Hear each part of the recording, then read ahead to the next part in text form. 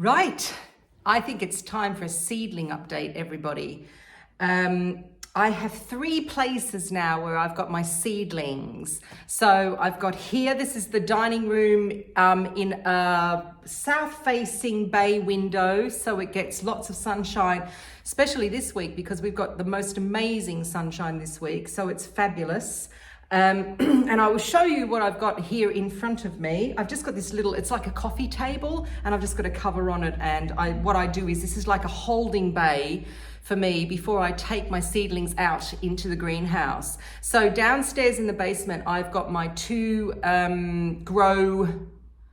what are they? Like tents, I suppose, with grow lights. I've got windowsills all around the place for my seedlings as well that I am doing my experiments with. And then this is the holding bay, and then we go out to the greenhouse. So I'm going to show you all 3 places today. I'm not going to bother with the seedlings all over the place because they're just doubled up with what I've got in my grow tents downstairs. All right, so the first thing that's in front of me here my dwarf curly kale. So I've got dwarf curly kale here, and this is doing really well. I will show you an example. Look at that, beautiful. Look how dirty that pot is. So this dwarf curly kale, this is the green one, and also these are my red cabbages. These are my fuego cabbages. These were all sown on the 2nd of January. I experimented with some of them were on the windowsills and some were in the grow tents. And honestly, the germination was probably good for both. Not much difference, actually. Brassicas really don't need heat to germinate. They just need sunlight, obviously, like everything needs. So downstairs in the grow tent, I had them just with lights over them. I didn't have any heat mat. Even though I've got the heat mats in there, I haven't got them switched on. So they're doing really well. I've got 6 cabbages. I've got 12 dwarf curly kale. I've just potted up my scarlet curly kale as well, which I'm looking at here, and I'm looking for a really good example. It's a little bit slower than this green one. It always is a little bit slower. And there it is. So that's looking beautiful, as you can see. Lovely. So I've got a dozen of those as well. Really nice.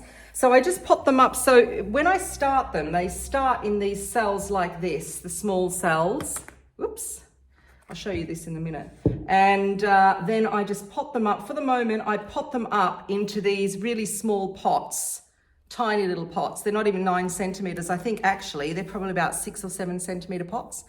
And they go in there. If I was going to grow them later on in the year, I would take them from those small cells and put them straight in the ground because they'll be able to cope. These curly kale and the red cabbages are going out into the greenhouse in the next couple of days. It's just when I get time to do it. The other thing that's in front of me here, and by the way, it's Roots Day on the moon phase calendar, which is really interesting. I'll show you when I go downstairs, are my very, very, very leggy beetroot here. I had fantastic germination with this, fantastic. This is the variety called Pablo. This is the one that I always grow at this time of year, going into the ground because it does really well in the kind of spring, summer time. It doesn't get woody. And I don't care about it being leggy like that because beetroot can be planted really deep. So you can actually plant beetroot all the way up to here, to where the leaf starts. And they're going to go in deep, so that's fine by me. There we are.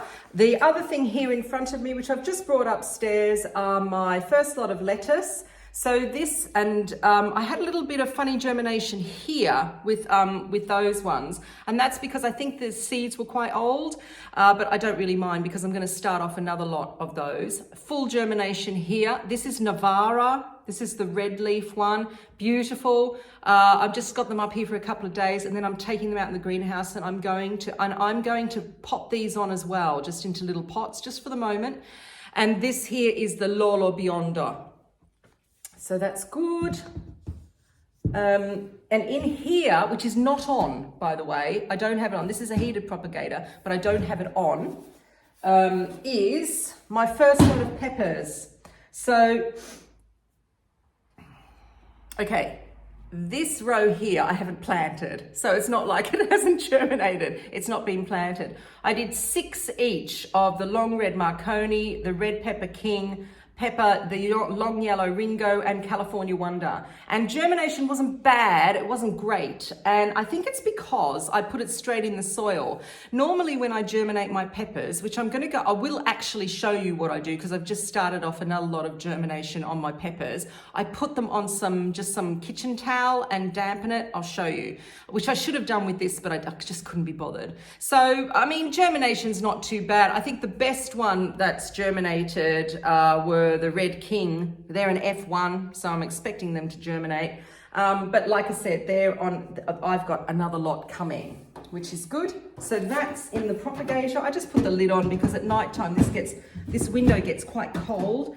That is all that I've got upstairs. Let's go and see what else I've got. So this is what I normally do. As you can see, I've got 5 different peppers in here. I just wet this kitchen towel here underneath and I pop the seeds on top and they start to germinate, and I can see already in the center, let's see if we can get in. Can you see? I've got a couple, that one there and that one there is already starting. Once I get the roots coming out, we've got Marconi, Red King, that's Red Ace, that's a new one, California Wonder, and the Yellow Ringo. Once the roots are out, I just pick them up and stick them in the soil, and then you will get great pepper plants. So that's what I do. So here I am again in my room downstairs, and I just wanted to show you. So this grow tent here is where I kind of start everything off, and then it goes over to that corner, and I'll show you the difference. But I just wanted to show you in this grow tent, I've got not a great deal happening in here because it is just bare soil, because I've just planted these things. But I did say it was Roots Day on the moon phase calendar. And I noticed, especially with roots, it's really interesting because you get a lot of growth overnight with roots. And yesterday, these were barely showing. And here we are. Gosh, I hope you can see what I've got here. Can you see these little green bits coming up? Well, these are my spring onions called Guardsmen. They're lovely spring onions. So they're not a bulbing onion. I've got some bulbing onions in there. I'll show you the difference. A bulbing onion is where it starts as a spring onion and then it can actually grow into a bulb and you can use it as like a dual purpose onion. But these are not. These are a proper spring onion. There we are. I also have some leeks and I've got my shallots in there as well, but they haven't come up. So that's that one. Let's go round to the next one. So as I said, that's the one behind me and this is this one here. There's a lot more going on in this one, and in actual fact, there's a few things in here that I have to take upstairs. For instance, these are my radish. Again, they're a little bit leggy, but again, you can put radish in quite deep. So they're going to go upstairs. I'm just going to put this here beside me. They are the cherry bell radish. So I'm ready now. So it's Roots Day. I'm hoping that I can get out in between, excuse me, in between clients today. And get another lot of these in, which would be really good. Okay, so these here are a bulbing onion as well as a spring onion, and they're further along. These are the Lilia. So these are the red onions that I talk about earlier in my sowing and growing videos, and they're doing really well. So let's just move these over here. I had a little bit of a disaster with some lettuce. I only got 2 come up with some lettuce. And again, I think it's old seed. So I'm going to replant those. Another thing that's ready to go upstairs are another lettuce. Again, they're a little bit leggy, but I'll plant those deep. And these are the Lobjoits green. They're a cos lettuce. So they will go upstairs. They're doing really well. I have these are my Asian greens. Tatsoi is doing really well. Great germination with the tatsoi. I've got a lot of pricking out to do, haven't I? A lot of potting on. Joy choy and red pak choy as well. The joy choy has gone a little bit leggy, but you know, I don't mind leggy. Leggy doesn't really bother me. And they're really leggy, those things there, but they're calabrese. So again, I'm going to be burying them up to where the leaf is. And I've just got a few. They take a while to come. You can just see these little things here. That's celery. Celery takes quite a long time to germinate. And the other thing with celery as well is try not to put much soil, much compost on top, because they need a lot of light to germinate. So that's what I've got in here, which is very exciting. The next place I have to take you is into my greenhouse. Oh, look how nice and sunny it is in here. It's 23 degrees in here. It's absolutely beautiful. Look, I've got to do this. Wow. All right, so in the greenhouse here, I have broad beans. Now, don't freak out when you see how leggy these are. They're very leggy, but I wanted to show you this one in particular because these were all started inside just on windowsills, and that's why they're leggy. But again, broad beans are fine. When I put them in the ground, which will be this week, I'll just stake them. They were like this last year and they didn't affect my yield at all. I got fantastic broad beans. But see those two little ones there and there? Those ones have actually germinated while they've been here in the greenhouse. So the next lot of broad beans that I'm doing, I've actually got them here to germinate in the greenhouse. I'm not going to bother with them inside. That's broad beans. Let me show you the carrots. Here is my first lot of carrots.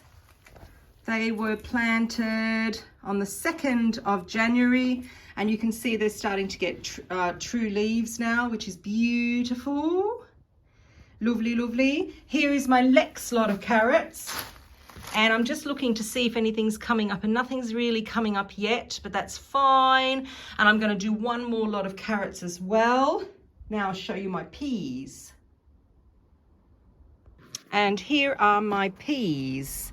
They are going out in the next couple of days, and they are going over to the allotment underneath my little polytunnel there and there. And these are in my vegepod, as you can see.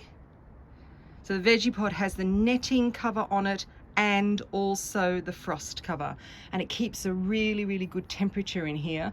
I've got some cut and come lettuce, I've got some curly whirly press, and my chives are all coming up, so I know it's quite warm in here. This also is like a holding bay for me, so I hold things in here until I put them out. For instance, these strawberries here, they are, when they get a good root system on them, they're going back in the greenhouse, and they are my first lot of early strawberries. I've got a few, you can see spring onions there that are going in there, but this is the big veggie pod. Hello. So that's that. So that's my seedling update for this week, and I'll do another one. What are we now? Probably at the end of the month, because I'll have more things coming up. Maybe the beginning of March, because I'll show you what I've actually planted out as well. So it's a very exciting time of year. Things are always coming up, and I love it. I love to see seedlings. It's really wonderful. So thank you for watching. I'm Susie B from Susybliving, and if you like the video, give me a thumbs up, or even better, subscribe, and you'll get my videos of what I'm sowing and growing this year. Maybe you can join along. See you later.